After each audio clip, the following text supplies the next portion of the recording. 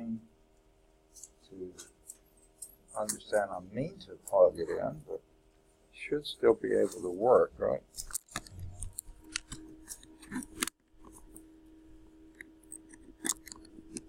I hope I don't have to go back and start over.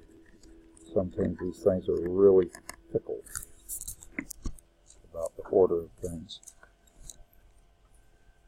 Ah, that's there. All right. Let me go and close the door. I won't be bothering people up and down the hall as badly.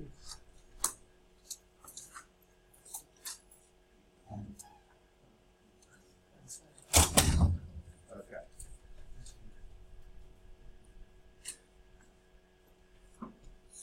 Okay. Any questions? Anything we've done so far? We've finished chapter 1. Does that mean we're through? Forget about it. We'll never see it again. You're going to see it continually. Math builds on itself. So don't let chapter 1 fall by the wayside. Hang on to every bit of it. Because chapter 2 is polynomials and rational functions. Let me go from current slide here. Yeah. And we've already been dealing with some polynomial functions and some rational functions. So this is going, I think, go a lot more quickly than chapter 1 did. So let's get going. I'm going to start with quadratic functions and some models here. Okay? What do we mean by a quadratic function? Anybody? Quadratic function. Does it have anything to do with 4? Not that I can think of. No, the maximum exponent in a quadratic function is 2. Okay? Let's back up one more. What do we mean by polynomial function? I say we've already dealt with some, but what do we mean by a polynomial function? Say again? Only one what? Okay. It can be one. What does poly usually mean? Multiple. Many. Okay? Nomial, I think, is the same word as the thing names. So we have many names, but they're not really names in math. They're terms. Now, what is a term? A term is any combination of numbers and or variables multiplied or divided. Okay? Any combination of numbers and or variables multiplied or divided. Okay? That makes a term. So then when you put in plus or minus signs in between terms, you have many terms, polynomials. Okay? Now, here's another thing about it. The variables can only be raised to positive integral powers. You can't have an x to the minus 1. You can't have the square root of x. You can't have an x to the 0.3. They have to be, the exponents have to be positive whole numbers. Okay? Positive, well, that's redundant. Whole numbers are positive. Okay? So, that's what a polynomial is. Okay? Now, it can be as few as one term. That's not seem like many to me, but that still counts as a polynomial. Okay? We'll get to rational functions later, but does anyone happen to know what a rational function is? It's the first 5 letters. Ratio. What does ratio mean? Comparison of two numbers in a division sense. Okay? So that would be dividing polynomials. Polynomial in the numerator, polynomial in the denominator. Don't worry about that yet. We'll get to that in section 6. We're going to deal with polynomial functions 1 through 5. So let's start with quadratic functions. These are, and the one, okay.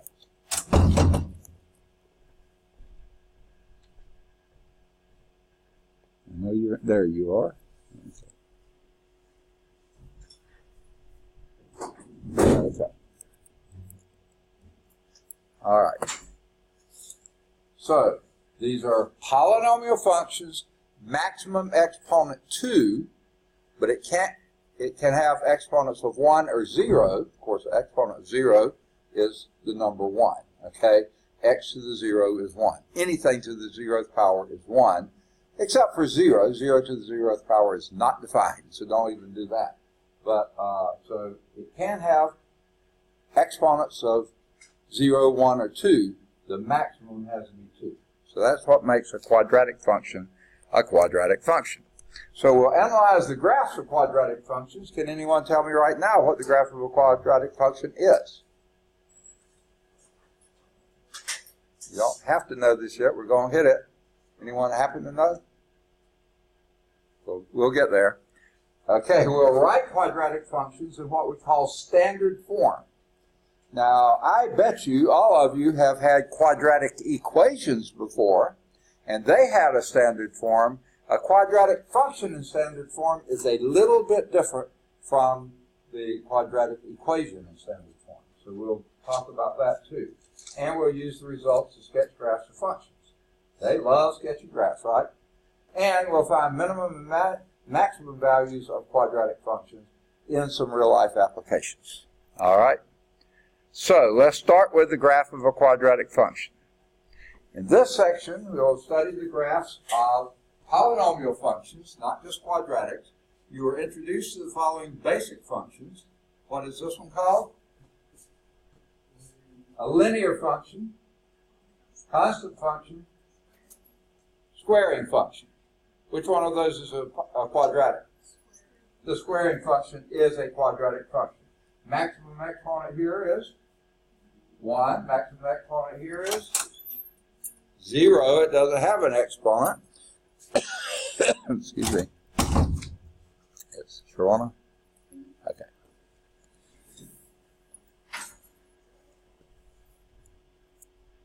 All right. Okay. This is driving me nuts. My pen walked away from my office yesterday, so I'm using a different pen and it's not writing well. Okay. Oh, it's a Lawson statement. No, I didn't say that. Okay. All right. So this is exponent 0. It has no exponent. This is exponent 2. Maximum exponent. The only exponent 2. Those are functions or example of polynomial functions. Even though this only has one term, but this one has 2 terms. Things separated by plus or minus signs are terms if they're combinations of numbers and or letters and or powers. I forgot to say that before, but powers. Okay. All right. So here's a definition of a polynomial function. We're not just focusing on quadratics yet. We're going to deal with polynomials. Cassidy? Kemi. Okay.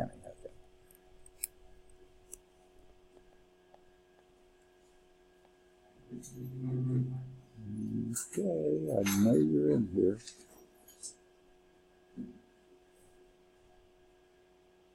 There you are. All right. Anyone else come in? Well, didn't catch you as you entered. Okay. So here's your definition I just gave you earlier of a polynomial function. Okay? N has to be a non-negative integer. Another name for a whole number. Non-negative integer. Could be 0, could be any positive integer. Can't be a decimal, can't be a fraction, and it can't be negative. Okay? Now, the A's here, that's your N. The A sub n's and the n minus 1 and whatever are any real numbers in the world. A's are any real number. Positive, negative, fraction, decimal, rational, irrational, it doesn't matter. As long as the A sub n is not equal to 0. So that's the only restriction on all those A's. The A sub n can't be 0. We'll see why in just a minute. Then this function, f of x, now by the way, these are just numbers. The n, that's just an indicator of which power this coefficient goes with, okay? This n means nothing to the problem except this is the coefficient that goes with the exponent n. This is the coefficient that goes with, this is the coefficient that goes with the exponent n minus 1. This is the coefficient that goes with the exponent 2, 1, and 0. All right. Okay. My pen disappeared again. I'm on, right? Yeah.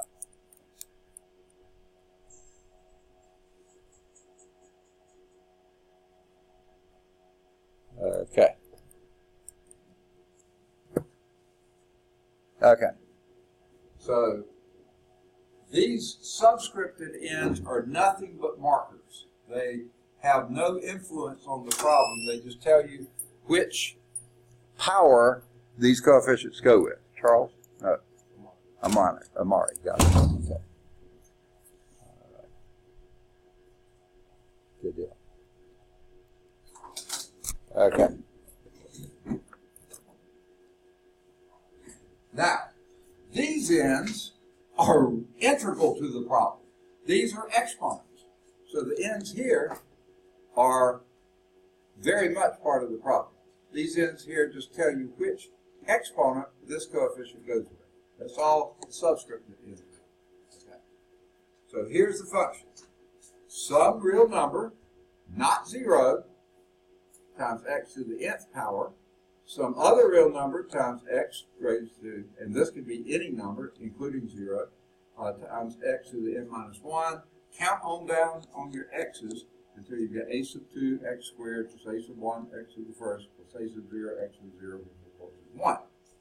That's called a polynomial function of x of degree n. Now we see why a sub n can't be 0. Because if a sub n was 0, this term would be 0, and that would be a polynomial function of degree n minus 1. Because the degree of the polynomial function is the maximum exponent. So that's the only reason a sub n can't be 0. Then that whole term would be 0. That would be a different degree. Okay, here's Katie.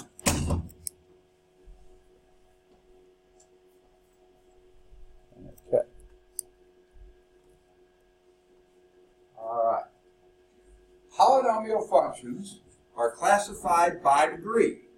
Degree n. Maximum exponent in the polynomial. For instance, the constant function, guess what its degree is? 0, exactly. As long as c is not 0. If c is 0, they don't even count it as a polynomial. I don't know. It's just, I don't know why. How about that? Alpha of x equals ax plus b. What's the degree?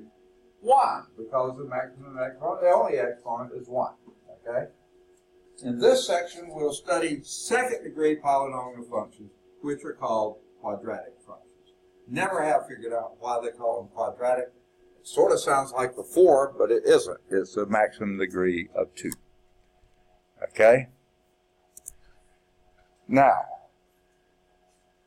is that a quadratic function? Yes, maximum degree of 2. Is that a quadratic function? Yeah. Now, the x only has degree 1, but if you were to expand this, square that function, you get degree 2. How about that one? Even with a 1/4 coefficient? Sure, the coefficient should be any real number. They don't have to be integers. The exponents have to be positive integers. How about this one? Is that a quadratic? But it has a negative coefficient. Is that okay? Perfectly fine. Any real number will do for the coefficient, not for the exponent. How about this one? I don't see a 2 anywhere in that one. It's up here, and that's not an exponent. Yes, it is. Why?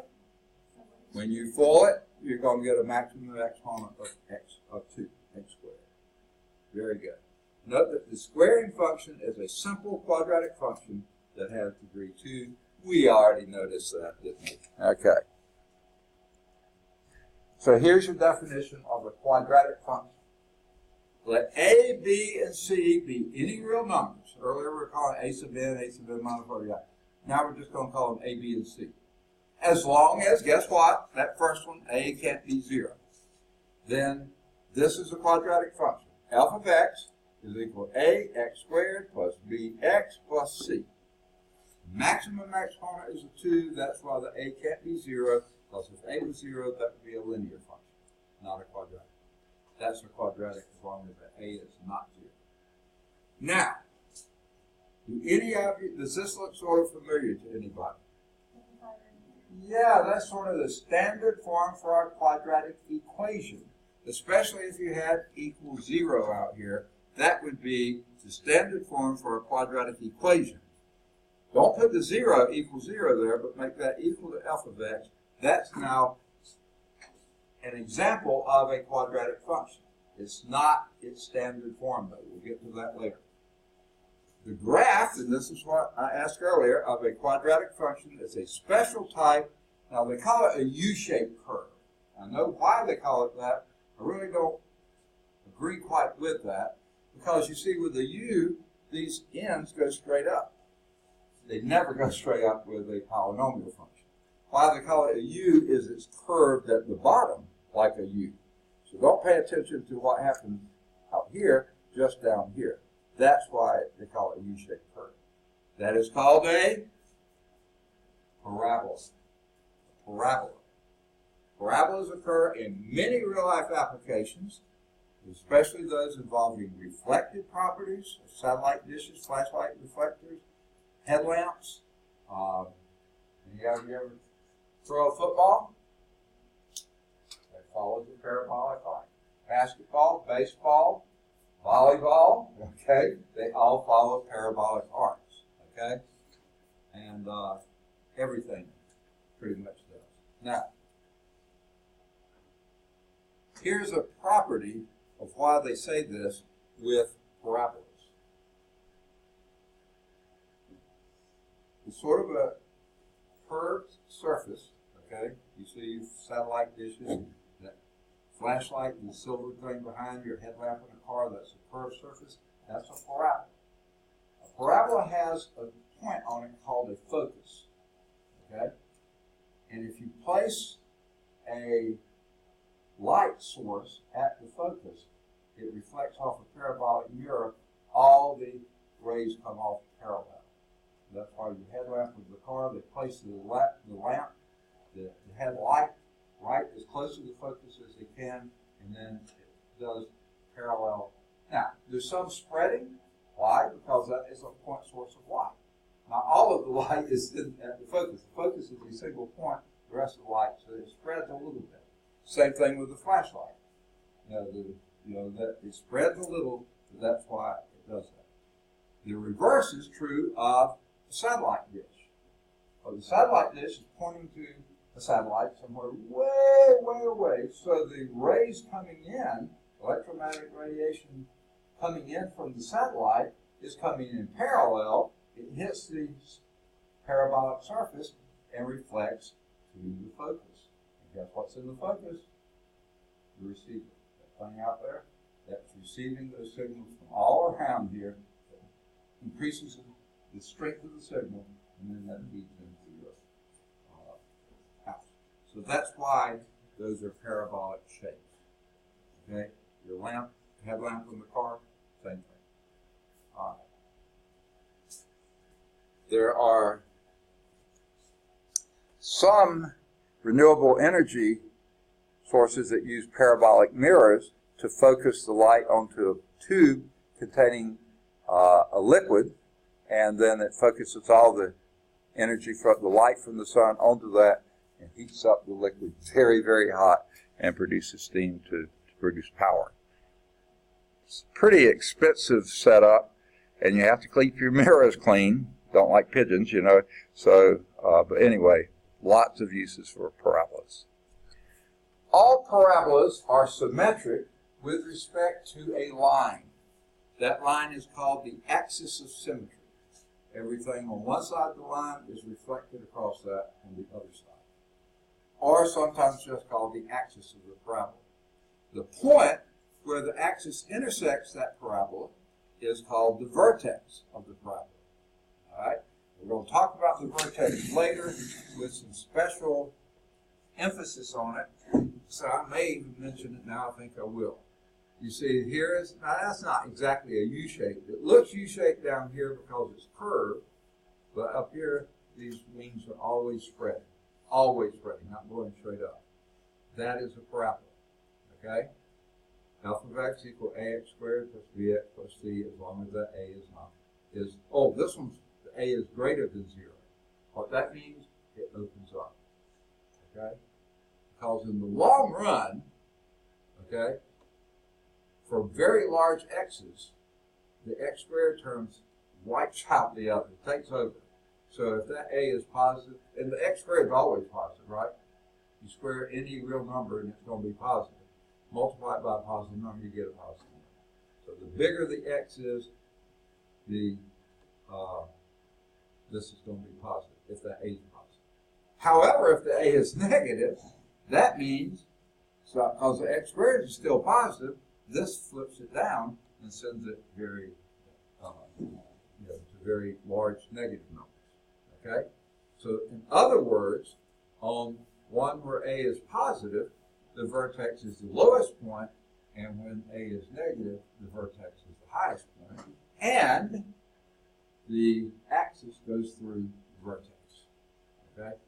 See, I would have phrased it that way. I would have said a parabola always has a maximum or a minimum, depending on the sign of A, and the axis is the vertical line that goes through that vertex.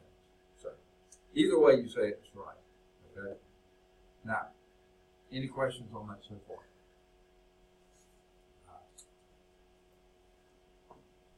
They haven't called it max and min yet. They said highest point, lowest point.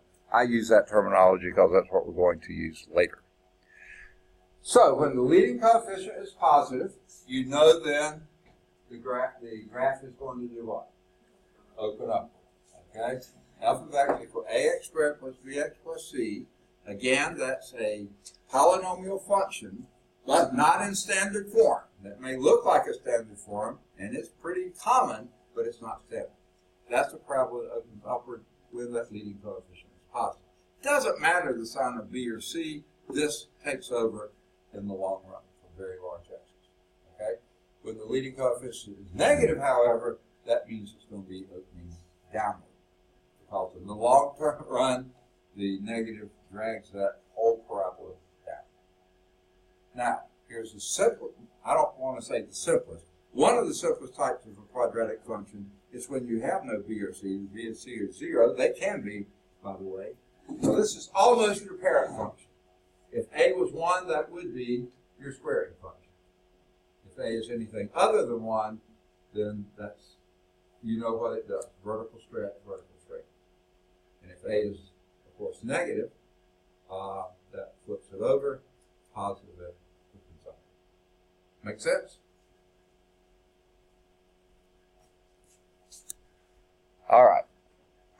Its graph is a parabola. This is talking about the one at the bottom of the last slide. Its graph is a parabola whose vertex is 0, 0. Why is that? Let's go back and look at it. When x is equal to 0, y has to be 0, right? So yeah, that's a almost no-brainer. Okay? The vertex of that one is 0, 0. When a is positive, the vertex is a point is the minimum y value. Now they're using that, okay, on the graph, and if a is positive and a is negative, then the vertex is the point with the maximum y value on the graph.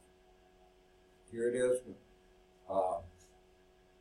F of x equals ax squared, and if a is greater than 0, it's heading upward, less than 0, it's heading downward, so it has the vertex at 0, 0 in both cases. Here it's the minimum, there's the minimum. Make sense? Now, just looking at this, the way they graphed it, looks like to me that a is 1. Okay? Positive 1 here and negative 1 there. Because when x is plus or minus 1, you square it and it becomes positive 1, but then if you multiply by minus 1, it's there. So it looks like these, the a's are 1 in both cases. Here's a plus 1, there's a minus 1. Okay. But that's beside the point. They're just trying to show which way it opens. So when sketching the graph of that function, it's helpful to use the graph of y is equal to x squared, our good old parent function, as a reference. And we did this, didn't we? When we were doing vertical stretches and strings. Same thing we did before. Just repeating it, they must think it's important, right? So let's do example 1. Okay, this is on page 116 if you're following in your text. Sketch the graph of each quadratic function and compare it with the graph of y is equal to x squared. So let's start with y is equal to x squared. Let's get my pen set up here. Okay. Yeah. Okay. There's my graph. Why did I put the x-axis so far down here? Yes, both of these coefficients are positive. So they're going to be opening upward. 0, 0 will be your minimum. So we already know 0, 0 is the minimum. So we're first doing y is equal to x squared.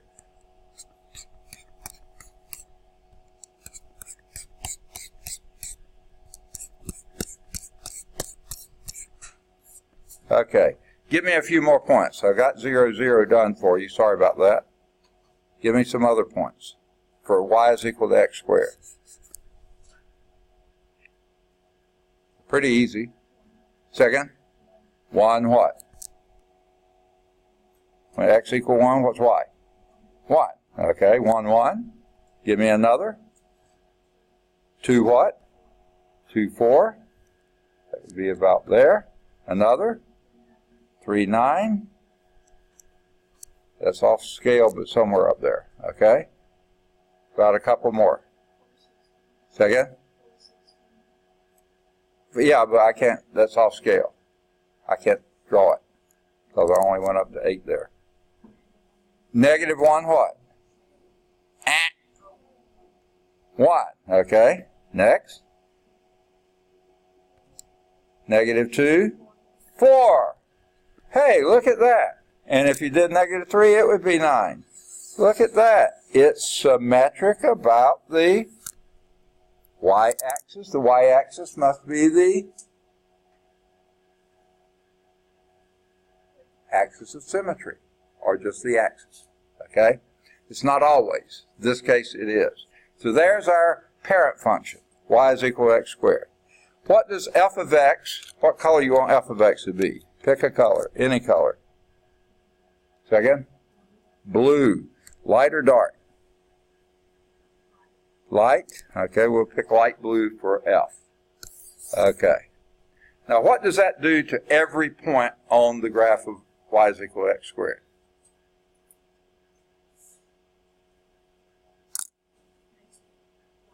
It multiplies this value, the y value, by 1/3. See, that's the y value here. Multiplies it by 1/3. So 1/3 of 0 is 0. 1/3 of 1 is 1/3. 1/3 of minus 1 over here is 1/3. 1/3 of 4 is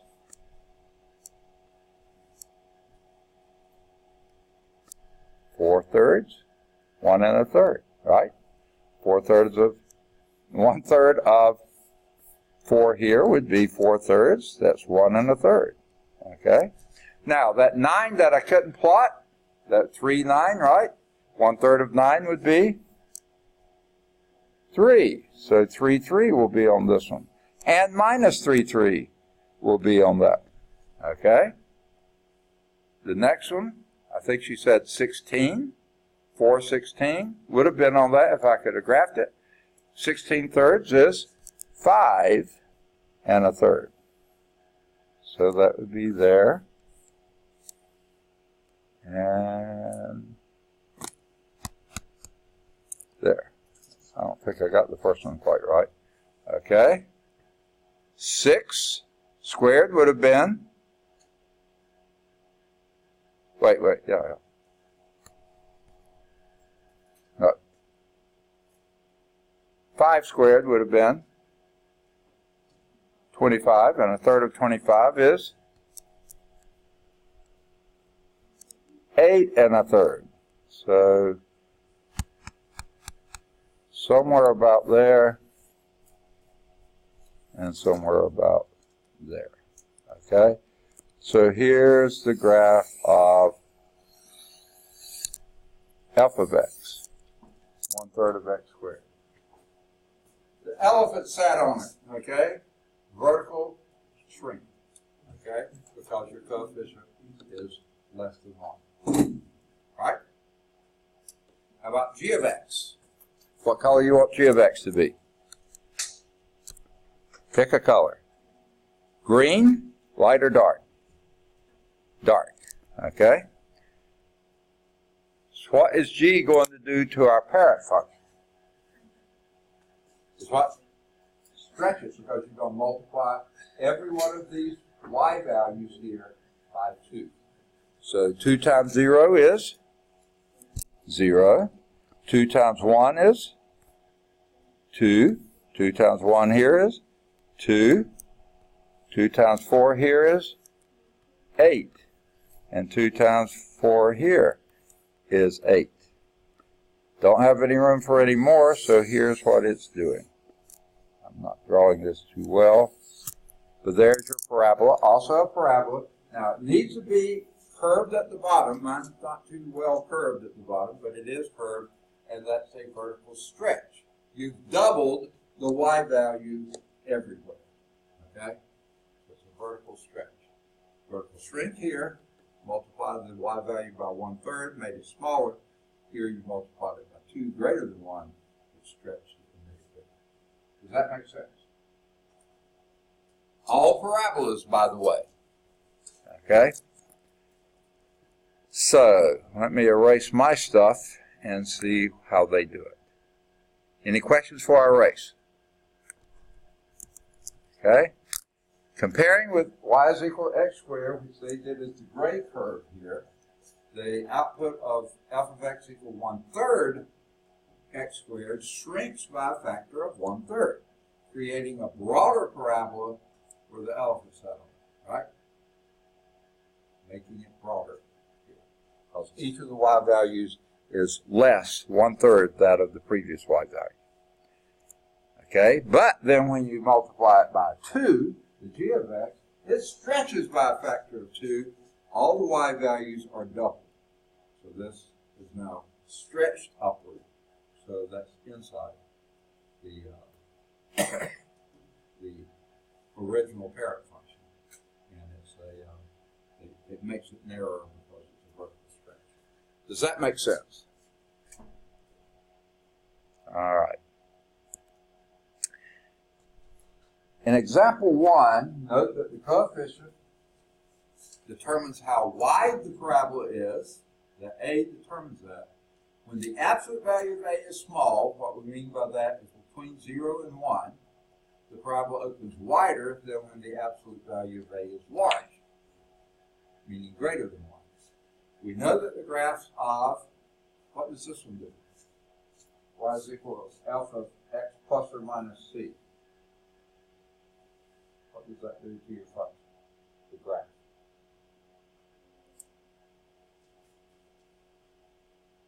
What does the plus c do there? Say again? It moves it to the left, c units. If it's a minus c, to the right, c units. What does this one do? Y is equal to alpha of x plus or minus c. Up or down. Plus moves it up c units, through minus moves it down c units. What does that one do?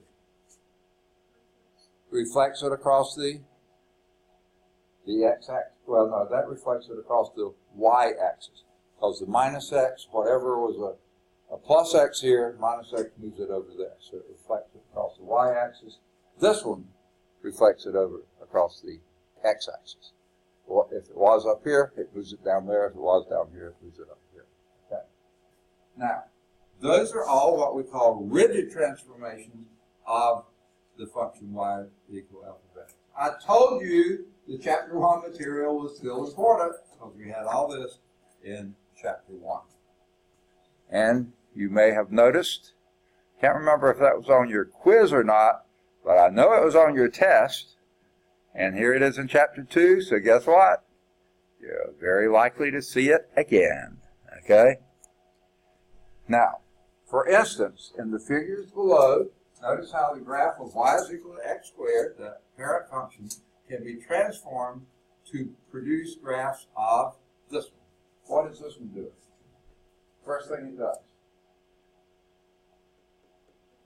reflects across the x-axis, so it moves it down. It was going up, now it moves it down, and then it raises it by 1. So there we have it. Here's your parent function. The minus x squared flips it down here. The plus 1 moves that one up here 1 unit.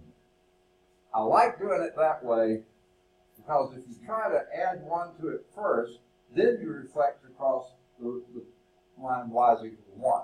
That's a little harder to figure. So reflect first and then do the other one. Okay? This one is doing what?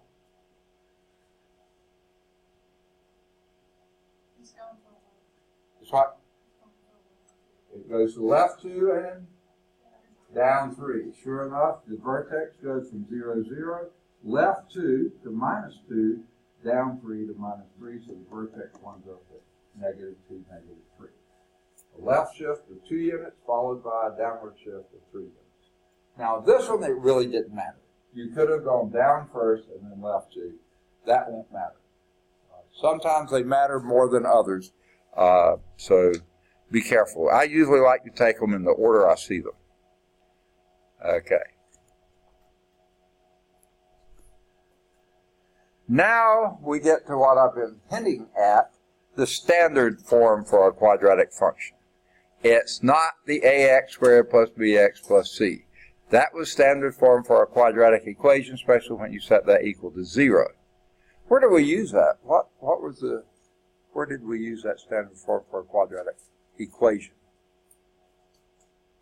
When you're finding the zeros of the function, okay, of the equation, okay? So, here's what the standard form of a quadratic function looks like. Let me back off one, okay? I don't know if you remember when you did linear equations. Here was sort of what they called the standard form. Let me get my pen back. Okay. You would see them say ax plus by equals c. Okay. And people called that sort of the standard form for a linear equation. What did the a, b, and c tell you? Almost nothing. Okay. But what was a far better way of that same equation is y is equal to mx plus b. The same equation can be changed and made it look like this. What does that tell you? The slope and the y-intercept. If you know those two, you can graph it. Just looking at that without picking points anywhere. You know what the y-intercept is, plot that. You know what the slope, you go up or down, right or left, wherever from that, you got it done. This tells you nothing. Okay? Now, the y is equal to ax squared plus bx plus c, which you'll quite often see, or let's make that f of x equal that. Okay? Again, that's a form like this. The A tells you a little something, the B and C tells you almost nothing. Okay? C does tell you y-intercept, okay? But you can't graph it based on that. So, we need a standard form, sort of, not like this, but that tells you a lot more information. Here's that standard form. F of x is equal to A. Now, that's the same A as we had before. Remember I said the A tells you something? We're going to keep the A. But now, rather than B and C, we use x minus h squared plus k. All right? Now, not a B and C here, but h's and k's. Guess what that hk is going to tell you? The vertex of the parabola. That would be really nice to know, won't it? The ABC doesn't give you a hint on the vertex. This tells you exactly what the vertex is. Now, one thing to note, the opposite sign of h, the same sign as k. Remember, anything dealing with the x's is backwards. So whatever this is here, whatever this sign is here, that will be the opposite sign for h. Whatever this sign is for k, that will be the same sign for k. for your vertex. Okay? That form is especially convenient for sketching. And then, tell me what the A tells you. Oh, it tells you something. Huh? Okay? It tells you something about the parabola. Up if it's positive, down if it's negative. Exactly. And the magnitude of A tells you whether it's stretched or shrunk. So the A does tell you something. This tells you specifically something. The A gives you other indicators. Okay? So, that's the convenient form. That's why we call it the standard form. Standard form for a quadratic function, f of x equals a times x minus h squared plus k, as long as the a is not equal to 0. Because if a is equal to 0, what you have here is f of x is equal to k. You just have a constant function. Not very interesting. Not a quadratic, by the way. That's in standard form. The graph of f is a parabola whose axis is the, this also tells you this. Remember, your axis is the point that goes through the vertex, so that's where x is equal to h. Where x is equal to h. So it tells you the axis of symmetry. Just say x equals h. Whatever your h is, say x equals that. Okay? And his vertex is the point hk. And a is positive, it's opening upward. And a is negative, it's opening down. So the a tells you something. Okay? The b and c would have told you nothing, except c was y-intercept. That's a little something. Okay. So, to graph a parabola then, it's helpful to begin by writing the quadratic function in standard form. Okay, you remember the process that we would use to get it into a form that looked like this? Not quite factoring, close to it. Completing the square. Oh, you thought that once you finished the quadratic form, you never had to complete a square again? Yes, you do. And don't worry, it'll show up in the future as well. So we're going to be completing the square, is what it's called. Completing the square, and that's what example 2 is going to show you. In that example, notice when completing the square, you add or subtract the square of half of the coefficient of x within the parentheses instead of adding the values to each side of the equation. Okay? Blah, blah, blah. Let's actually do it. Sketch the graph of this function here. Okay? F of x is equal to 2 x squared plus 8x plus 7. Then identify the vertex and identify the axis. So let's start. F of x. Now I'm going to tell you how I do it. Okay? First thing I'm going to do is get my x terms together and get that constant out of the way. But keep it on that side. Now, so let's do that first. 2x squared plus 8x blank plus 7. Pretty obnoxious blank too, wasn't it? Okay. Just get it out of the way. Okay? The next thing. Okay, let's go back and remind ourselves what we want it to look like. We want it to look like this. So we want that A to be outside of the parentheses, right? Outside of the square. So that's what we have to do here. Remember, that's the same A as you have here. This A is the same A. So the first thing we're going to do is factor it out. So whoever said factor was psychic. You could see it coming. Okay? So factor out a 2, and that gives you what? X squared plus 4x blank plus 7. Close that parentheses off there. Pretty obnoxious, wasn't it? Okay? Now, do you remember how to complete the square? Okay? Let's go backwards a little bit then. I'm going to give you an x. You give me either a plus or minus. I don't care. Plus or minus? Plus, okay? Give me a number, any number in the world.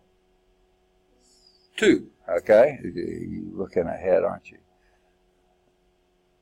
Let's do, I like 2's fine. Let's do another number. Second? 6? Okay, that's a good number. What if we were squaring this? Do you remember the shortcut for squaring that? We're completing a square. How do you do it? X squared, say again, plus 12x plus 36. What did you do there? Okay? You squared the first, twice the product, and squared the last. Right? Now, if you don't believe it, multiply x plus 6 times x plus 6 and FOIL it. Okay? Whoa, get out of there. Okay? X plus 6 times x plus 6. You FOIL it. The first thing you do is x squared.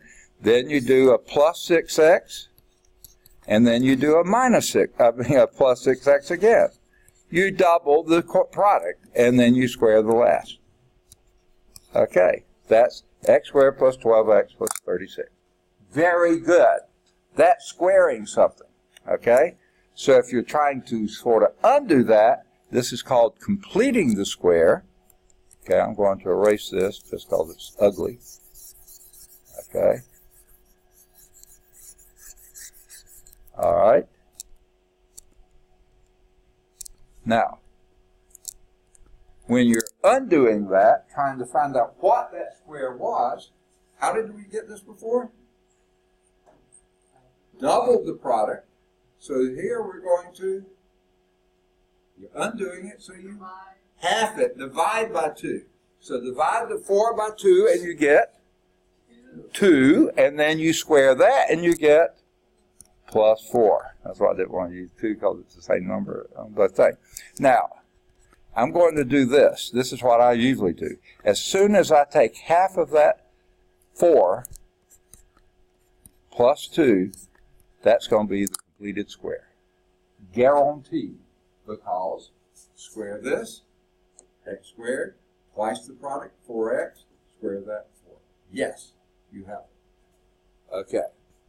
But we just messed up the problem, didn't we? Because we added a 4 here, didn't we?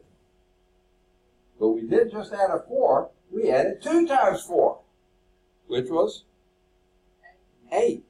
So in order to keep the same function as we had before, we better subtract 8 here. That's what they were talking about. You add and subtract the same thing to both sides, to the same side. Okay, so what does your number outside become? Okay, you don't believe me, huh? This didn't have that before, right?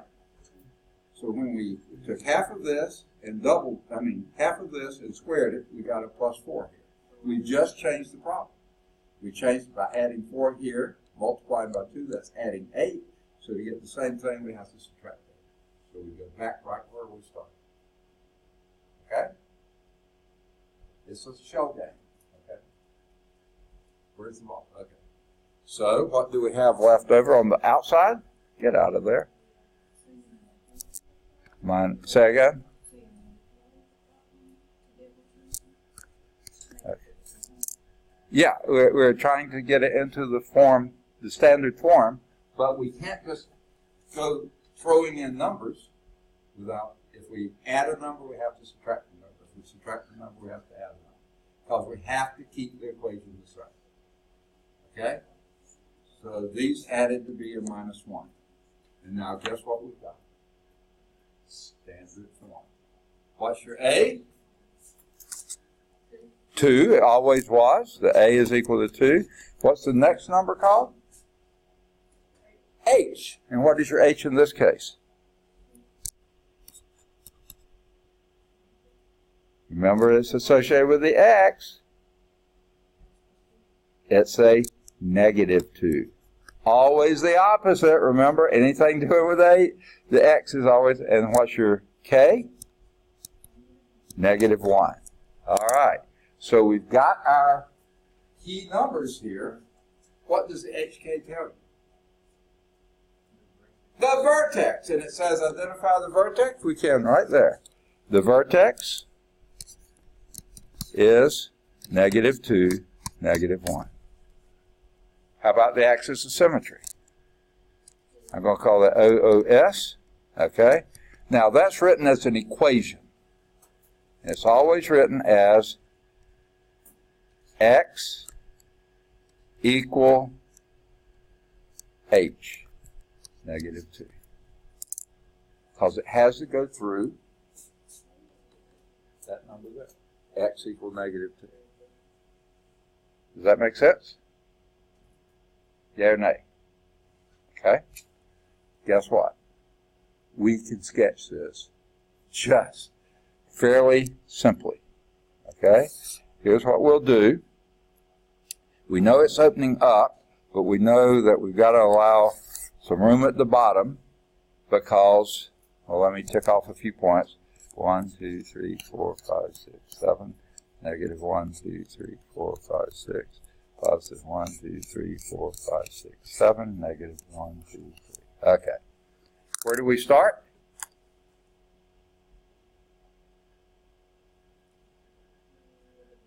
Yeah, let's start at the vertex. Negative 2, negative 1. How do I get there? Go what? Start at the origin and go where? Say again? Okay. A little louder, I can't hear. Really? I thought that was XY. X is the... Oh!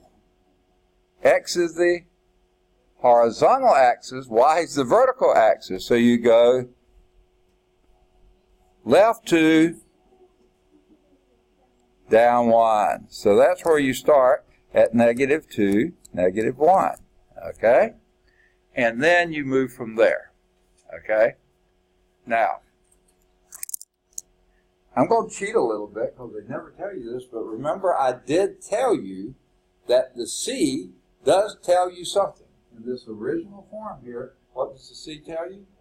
Y-intercept. What's Y-intercept? 7. So we know that 0, 7, 1, 2, 3, 4, 5, 6, 7. Oh, I just barely got it on there, is there. That was a cheapie, okay? Really free almost, you know. You got another point without really working for it, okay? Now, what else does that minus 2 tell you? Axis of symmetry. Now, for some reason, I like to do the axis of symmetry in red, so I'm going to do that. X equal minus 2, that means you just do a vertical line at x equal minus 2. All along that vertical line, x equal minus 2, okay? And because it's an axis of symmetry, and you know you've got this point up here that's 2 units to the right of that, that also tells you, guess what? 2 units to the left of that at negative 4, 7 is also going to be on there. So negative 4, 7 is also going to be there. Now it doesn't look very symmetric, does it? Let me get my black back, okay? That's because I didn't do a good job. Okay. Now, I think in just one more step, we can have a couple more points. And here's what I like to do. You don't have to do it this way, but I like to do it this way. Okay? Since you're starting at minus 2 here, I like to either go to the right or to the left 1 unit from minus 2. So you pick up a number, either 1 unit to the right or left of minus 2. Okay? Negative 1. Okay, let's take a negative 1 and plug it in for x. Okay? Negative 1 plus 2 is 1. Is that what I heard? Okay, 1 squared is 1. 2 times 1 is? Minus 1 is 1. So when you're negative 1, you should be at positive 1. And if you're there, guess what else you know? If to the right of that you're 1, to the left of the axis of symmetry you're 1. Now you can do that again, but that's going to give you the number we just had, 0, 7. So we have gotten enough here to draw our, whoops, if I could draw our parabola. Something like that. There it is. Did we really plot a single point we kind of did this one, okay? The rest of them, we used the axis of symmetry, we used the y-intercept. We plotted that one, I guess, but pretty easy to do. Whereas if you had done a t-table and just started with points, you could have gotten some really off-the-wall points that would have been right, but way high. This, you get the major part of it done. Start with the vertex, axis of symmetry, then go right or left 1 unit, that gives you one. Use the axis of symmetry to give you the other one. Do it again, use the y-intercept, use whatever you can, and you've got it. Does that make sense? Okay. Believe me, you'll see the standard form a few times. By the way, every one of these examples is followed by checkpoint. Please try to do the checkpoints as soon as you can after class. This is how I did it, and that's really pretty. I know you all appreciate it. Let's see how they do it without messing it up too badly. Okay? Begin by writing the quadratic function in standard form. Okay? They haven't done that yet. Notice the first step is, in completing the square, is to factor out any coefficient of x squared that is not 1. And we had a 2 there, so we did that first. They wrote it down. They didn't put their blank in there, so it's not a very good thing to do. Write the original equation with a blank. Okay? Factor out, okay, separate the x terms. The blank goes between the x terms and this one. They didn't do it again. I would prefer it. Okay? Factor out the 2. That gives you x squared plus 4x. Should have a blank there. Okay? And then the next step is to what?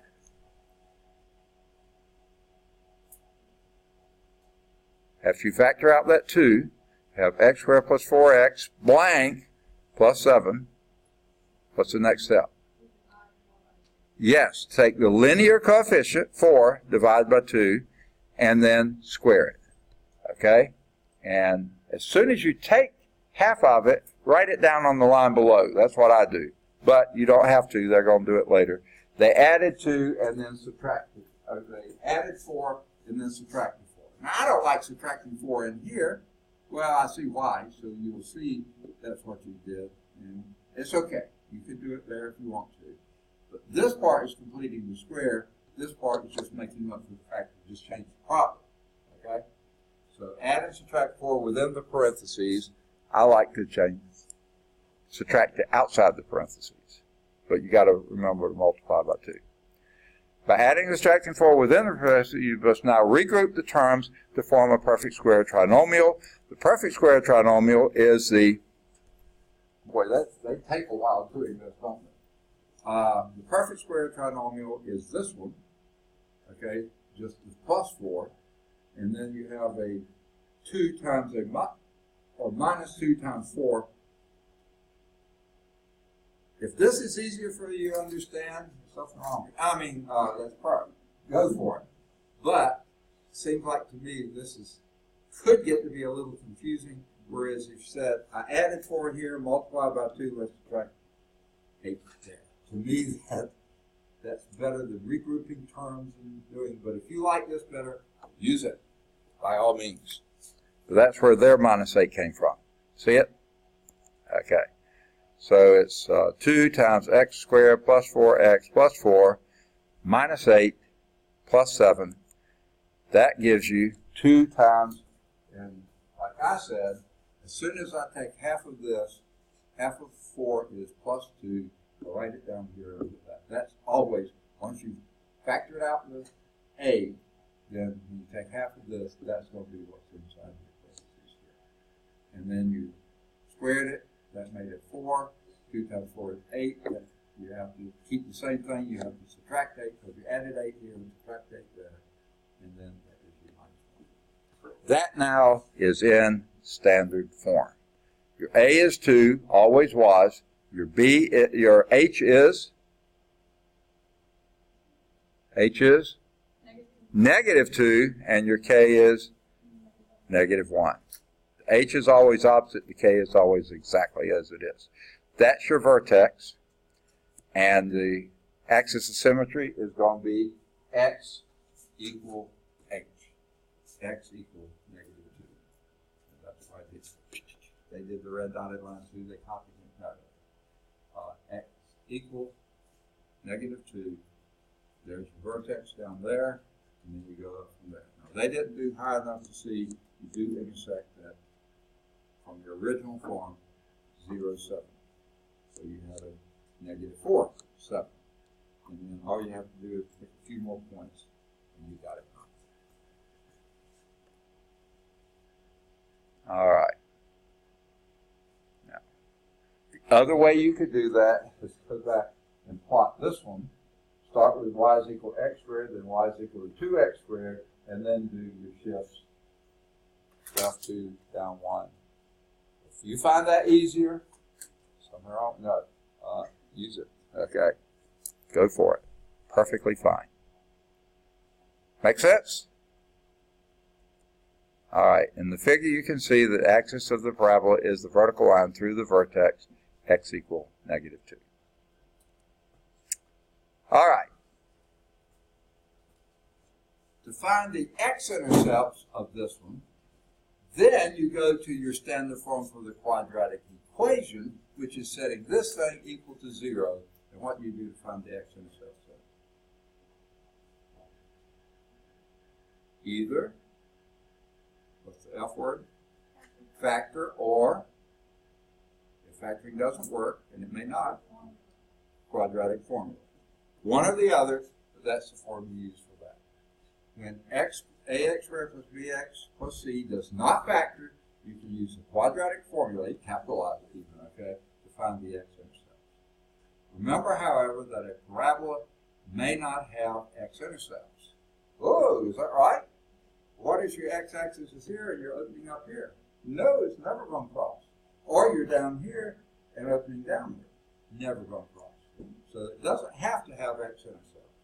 Will it have a y-intercept? Always. Always. And what will it be? You've forgotten already. Yep. C. That's where the C comes in. The only thing you get out of the A, well, A gives you a little something, B gives you almost nothing, C does give you the y-intercept. Okay?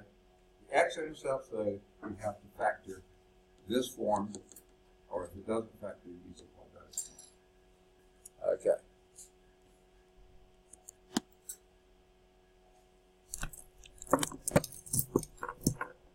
All right, don't have much time left. Let's move on to, let's see, where were we? We did example 2.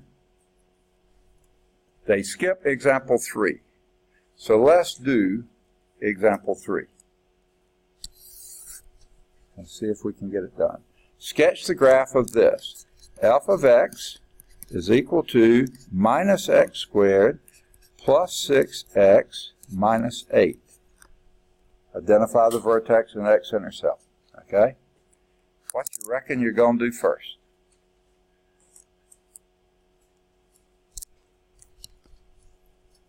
You tell me. Second? Okay, how do you do that? What's your procedure? What's the first step to get it in standard form?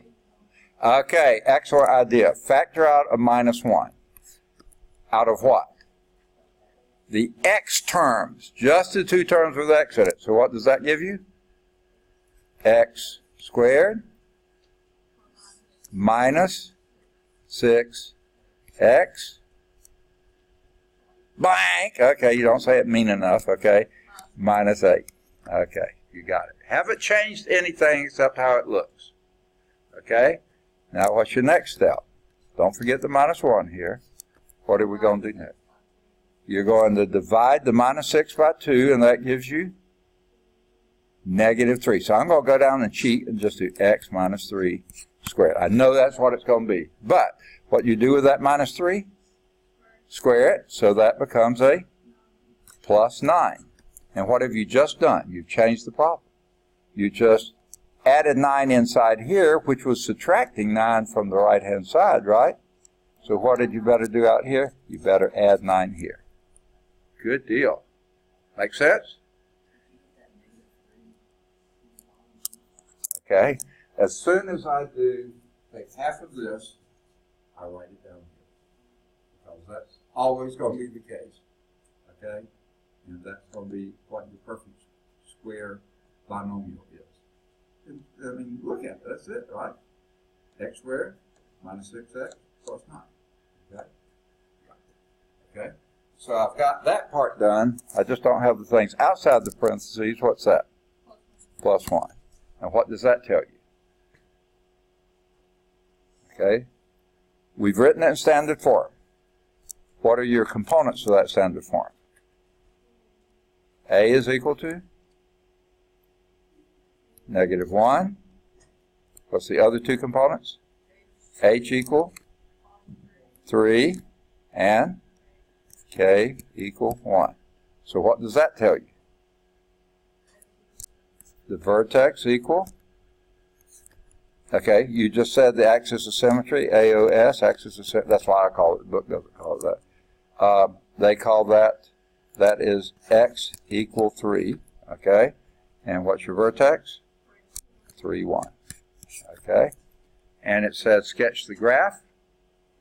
I'm sorry, I've written all over the place here. Let's go on sketch on top of it, okay?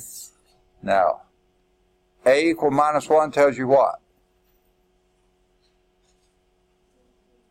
Say again? Opening downward, exactly, okay?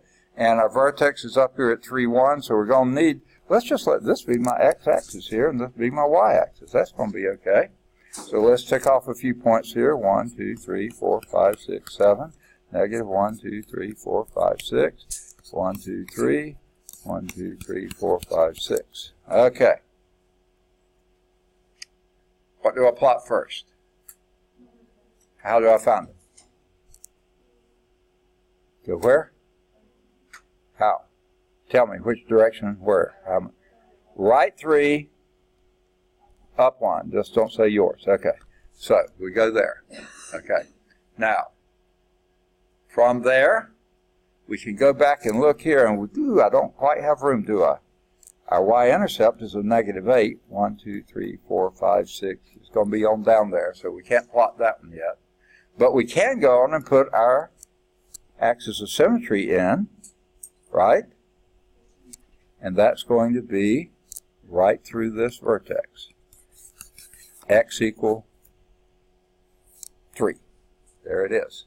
Okay. Now let's pick, let me go back to black. Let's pick one point either to the left or right of x equal 3. Pick one. 4, okay? So let's plug it in this form, our standard form. When x equal 4, this is 4 minus 3 is 1. Squared is 1. Times -1 is -1 plus 1 is 0. 0. Okay, 4, 0. What does that also tell us without doing very much more work at all? 2, 0. Okay, good. Let's go one either right or left of one of those. 1. 1, okay. When x equal 1, 1 minus 3 is? -2. Squared is? 4. Times -1 is? -4. Plus 1 is? -3. So we're right down here. And we can go right over there. Okay? I don't think we have room for the next one, so basically this is what it this is what it looks like.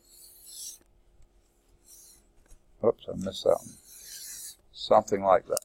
All right, that was really quick and dirty, but you look in the book, you'll see it's there. Now what they did, they found the x-intercepts by taking this thing and setting it equal to 0 and factoring it. Yeah, you can do it that way. We did it this way. Both ways are fine. Y-intercept, if we'd have drawn the graph far enough down, we could have gotten that one too. X equal y equal -8. And then on the other side, that would have been, what, 3, 4, 5, 6, -8. Would have worked. All right. There is a checkpoint after it. Sorry, we ran out of time. We will start next time with example 4. Okay, somewhere here. I want to point in time had my eraser, and now I can't find it. I'm almost certain I brought up my eraser. There it is. Okay. All right, homework exercises. Oh, I knew you didn't want to leave without that. You can do any of the odds. You can either do 5 or 7. They're both at Calc Chat. 9 or 11, they're both at Calc Chat. 9's at Calc View. Any of the odds, 13 to 25, they're all at Calc Chat. 17's at Calc View. And then if you want to, you can start doing 27 to 33. They're at Calc Chat also. Okay? And then we'll start doing it, going in a different direction next time. All right, good deal.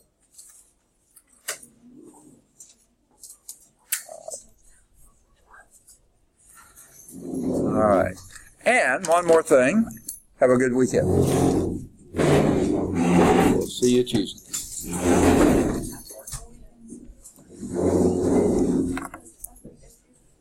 Let me get this uploading.